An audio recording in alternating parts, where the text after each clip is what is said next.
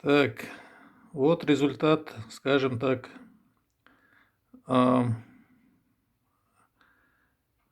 летнего периода, в смысле поиска. Это то, что что-то стоит.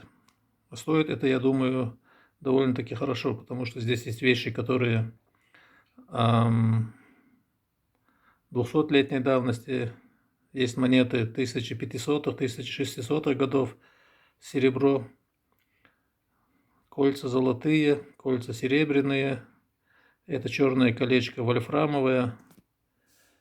Вот это непонятно что, тоже колечко, а вот что это, без понятия. Очень интересно. Так, это результат, скажем так, трехмесячной, ну максимум 4 месяца работы.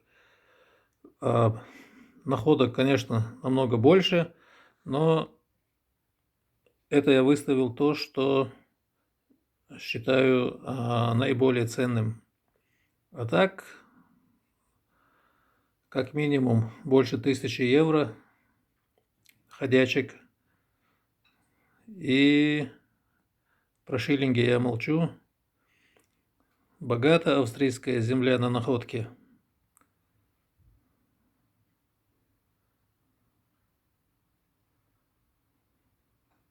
Это то, что в наличии.